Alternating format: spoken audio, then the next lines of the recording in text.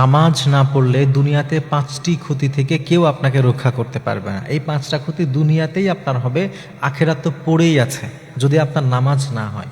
যদি প্রিয় ভাই নামাজটাকে ছাড়বেন না। নবী সাল্লাল্লাহু আলাইহি ওয়াসাল্লাম যখন মৃত্যুর শয্যায় শায়িত হযরত আয়েশা রাদিয়াল্লাহু আনহার কাছে ছিলেন, ওই সময়টাতে নবী সাল্লাল্লাহু আলাইহি ওয়াসাল্লাম বারবার বলছেন আসসালা আসসালা সালা, আমার উম্মতদেরকে বলে দিও ওরা যেন নামাজটাকে না ছেড়ে দেয়। আল্লাহু আকবার। নবীজি শেষ মুহূর্তে নামাজ ছাড়তে না করেছেন, আর আমরা আজকে দেদারসে নামাজ ছেড়ে দিচ্ছি। প্রিয় ভাইয়েরা, যদি নামাজ ছেড়ে দেন 5টা ক্ষতি আপনার দুনিয়াতেই হবে। এজন্য নামাজ কখনো ছাড়বেন না। যদি নামাজ ছেড়ে দেন দুনিয়াতে যে 5টি ক্ষতি হবে, এর মধ্যে 1 নম্বর ক্ষতি হচ্ছে ঈমানের সাথে আপনার মৃত্যু নসিব হবে না। অনেক বেনামাজি আছে ঈমানের সাথে মৃত্যু নসিব হয় না। এজন্য বিশ্বনবী হাদিসের মধ্যে বলেছেন কুফরি আর ঈমান এটার মাঝে পার্থক্য হলো সালাত। একজন মানুষ যদি নামাজি হয় বোঝা যাবে তার মাঝে ঈমান আছে। এজন্য অনেক সাহাবীরা ফতোয়া দিতেন যে নামাজ পড়ে না সে কাফের।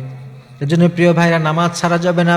যারা নামাজ নিয়মিত ছেড়ে দেয়, যারা নামাজ পড়তে চায় না, কিংবা যারা শুধুমাত্র জুম্মার নামাজটা পড়ে আর ঈদের নামাজটা পড়ে আর মাঝে মাঝে সময় পেলে পড়ে, না পেলে পড়ে না, আপনি মনে রাখবেন যদি আপনি নামাজ ছেড়ে দেন আস্তে আস্তে আপনি কুফুরির দিকে চলে যেতে থাকবেন। এজন্য আপনার 1 নম্বর কাজ নামাজ ছাড়া যাবে না। নামাজ ছাড়বেন আপনি আস্তে আস্তে ঈমান হারা হয়ে যেতে পারেন। অনেক মানুষ এমন আছে ঈমান, সে সারা জীবন মুসলমান ছিল কিন্তু নামাজটা ঠিক মতো পড়ে নাই, তার ঈমানের সাথে তার মৃত্যুটা নসিব হয় না। এজন্যই তো নবীজি নামাজের সাথে কুফুরির কথা বলেছেন। কেন বলেছেন?